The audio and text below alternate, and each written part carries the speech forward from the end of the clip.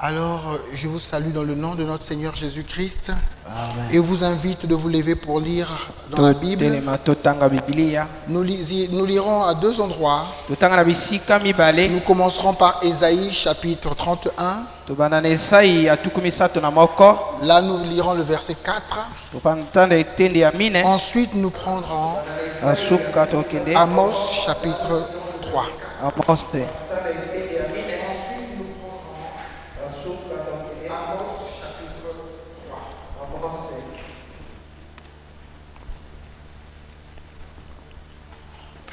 Pendant que nous prenons la parole, nous allons essayer quelque chose aujourd'hui. Peut-être que avec notre frère, avec la technique, on pourra prêcher pour le premier groupe et le second groupe. On va voir si on pourra reproduire ce qu'on aura prêché pour que le deuxième groupe suive exactement ce qu'on aura suivi maintenant.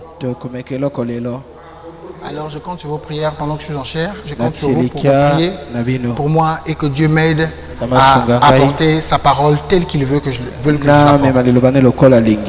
Nous lirons donc dans Ésaïe chapitre 31 au verset 4. Car ainsi m'a parlé l'Éternel, comme le lion. Comme le lionceau rugit sur sa proie, et malgré tous les bergers rassemblés contre lui, ne se laisse ni effrayer par leur voix, ni intimider par leur nombre. De même, l'Éternel des armées descendra pour combattre sur la montagne de Sion et sur sa colline. J'ajoute Amos chapitre 3. Écoutez cette parole que l'Éternel prononce contre vous, enfants d'Israël. Contre toute la famille que j'ai fait monter du pays d'Égypte. Je vous ai choisi, vous seuls, parmi toutes les familles de la terre. C'est pourquoi je vous châtierai pour toutes vos iniquités. Deux hommes marchent-ils ensemble sans en être convenus?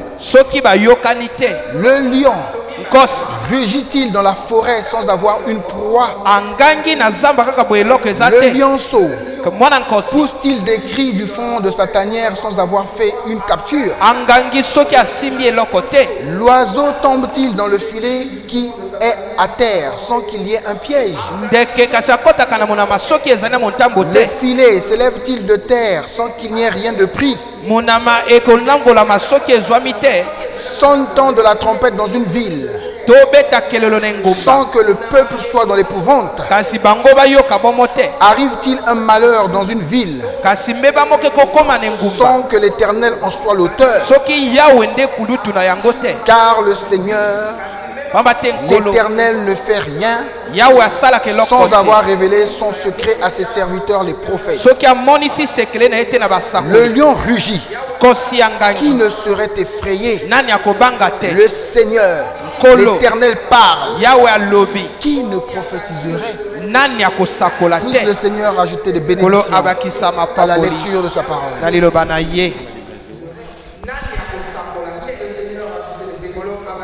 Et ce matin, je voudrais commencer par vous lire quelque chose qui m'a attiré mon attention dans le message Sentinelle. Que dis-tu de la nuit? C'est un message que Frère Branham avait prêché le vendredi 22 juillet 1960. Ici, il dit ceci au paragraphe 15. Et alors que la nuit s'approche, je peux donc voir ici que lorsque les ombres du soir commencent à tomber et que les travaux de routine de la journée sont terminés, alors les gens se rassemblent tous dans un certain coin où ils vont avoir un bal ou une fête. Et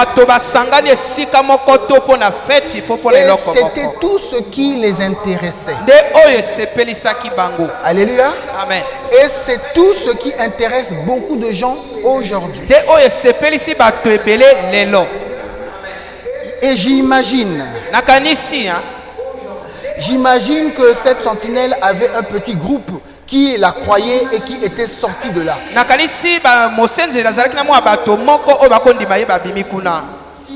Je suis si heureux ce soir que nous ayons encore une vraie sentinelle qui prépare un groupe à sortir d'ici un de ces jours. Car la désolation est sur le point d'arriver. Il se prépare. Car la désolation approche. Et les fidèles sentinelles qui veillent sur l'héritage des brebis de Dieu les avertissent, disant: préparez-vous pour la fuite, car un temps vient où nul n'échappera. Vous ne pourrez pas échapper aux bombes à hydrogène et à oxygène quand elles frapperont cette nation. Il n'y a qu'un seul moyen d'échapper, c'est d'être carrément en dehors de cela. Vous savez, mes frères, mes sœurs, qu'il y a une troisième guerre mondiale qui viendra, qui approche, qui viendra. Vous savez qu'il y aura des militaires qui seront par-ci par-là. Il y aura des bonnes armées qui seront par-ci par-là. Est-ce que vous le savez? Nous avons déjà vécu des moments comme cela. Mais il y aura des moments où il n'y aura même pas l'Esprit de Dieu sur la terre. Et les gens pourront appeler Dieu, invoquer Dieu. Mais à ce moment-là, ce sera trop tard. Et ces moments, la Bible en parle dans Matthieu 25. Quand la Bible dit: dehors à ces vierges qui n'avaient pas l'huile, allez là où il y aura des grincements des dents et des tourments. Et peut-être que le bal a bien commencé et les jeunes filles se sont mises à danser avec les hommes et les femmes mariées avec les maris d'autres femmes et vice versa, et on servait de la boisson et ils passaient tous un bon moment. Et puis peut-être qu'une sorte d'humoriste d'Hollywood moderne ou qu'un imitateur de télévision s'est levé et s'est mis à débiter une espèce de plaisanterie au sujet de l'homme qui se tenait sur la tour. Et pendant qu'il y avait la fête, les gens dansaient, buvaient, se réjouissaient. Quelqu'un est venu pour faire rire. Rire parce qu'il y avait quelqu'un sur la tour là-bas. Cette personne n'était pas dans l'atmosphère de la fête. Mais cette personne était en train de crier pour dire: attention, il y a un grand danger. Avez-vous entendu cela aujourd'hui? Paragraphe 17. Eh bien, les gens disent simplement la même chose aujourd'hui. Oh, ils prêchent. Jésus reviendra. Il y aura une troisième guerre mondiale. Il y aura ceci, cela. Les gens en parlent,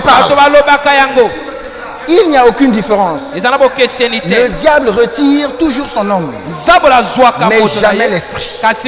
Et comme les gens méprisaient ça, négligeaient ça avant, les gens négligent ça aujourd'hui. Au temps de Noé, malgré ses cris, les gens négligeaient. On sent que les animaux avaient fait attention. On sent qu'à peine quelques personnes avaient fait attention.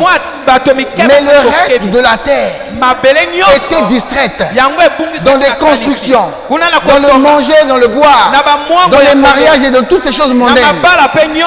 Malgré qu'au temps de Sodome et Gomorrhe, il y avait des avertissements et tout cela, les gens continuaient à demeurer dans les plaisirs. Mais quand la catastrophe était arrivée, c'était trop tard.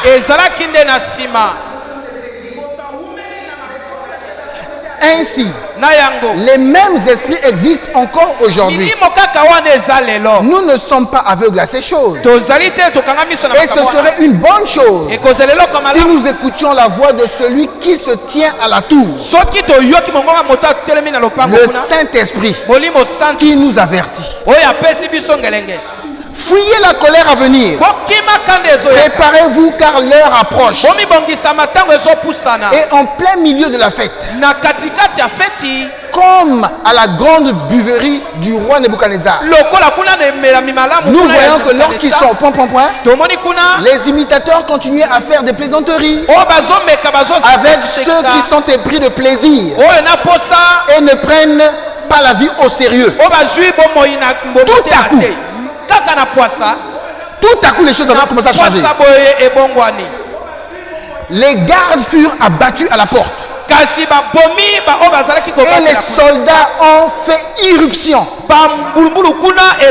dans des gens armés de lances, d'arcs, de frondes, d'épées. Des chars roulaient dans la ville et jusque dans la salle de danse. Et des jeunes femmes furent violées. Les femmes enceintes furent... ils ont parié sur le sexe de l'enfant. Et ils ont éventré les femmes encore vivantes. Et ils ont fait éclater la tête des bébés contre les murs. Et les hommes furent massacrés au milieu d'elles. Et c'était tout. C'est parce qu'ils n'avaient pas reconnu ni pris garde à la voix de la sentinelle. Dieu a dit dans la Bible: prenez garde au troupeau sur lequel le Saint-Esprit vous a établi sentinelle. Rassurez-vous que les brebis sont nourries avec la bonne nourriture, en les préparant pour la venue du Seigneur. Amen. Amen. Mes frères, pourquoi j'ai lu un tel passage? Le lion rugit, qui ne sera effrayé? Dieu parle, qui va se taire? Frère Branham dit dans un autre message, puissions-nous écouter notre prophète. Il dit ça dans les questions et réponses du 16 mai 1954. Et j'ai parlé tout à l'heure d'une sentinelle. Et la véritable sentinelle, c'est le Saint-Esprit. Si on fait attention à ce que la sentinelle dit, on pourra éviter la catastrophe, le malheur. Mais si on est négligent, et comme ça a toujours été le cas, souvent les gens sont négligents. Et la négligence est un défaut, est un péché. La négligence va faire payer des gens. Et moi je vous rappelle, l'église, que lorsque le Saint-Esprit partira à l'enlèvement, même quand le mal arrivera, vous allez crier, vous allez prier, Dieu n'entendra pas. Vous serez à la merci des démons. Imaginez quelles conditions ça sera. Et prenez garde, église. Maintenant, pour être un pasteur comme il faut, et Frère Branham s'adresse à moi. Pour être un pasteur comme il faut, ou un ministre, on doit surveiller son assemblée. C'est clair. Si nous nous confions au prophète, c'est alors que nous réussirons. Si vous voyez l'ennemi entrer, alors avancez ici et dites: tenez juste une minute. Voyez, eh bien, c'est une mauvaise chose. Frère Branham dit au pasteur, s'il faut être un correct pasteur, dès que vous voyez que l'ennemi entre, vous ne devez pas vous taire. Vous devez prendre vos responsabilités. Vous devez vous lever. Vous devez réagir. Voyez, tenez juste une minute. Voyez, eh bien, c'est une mauvaise chose.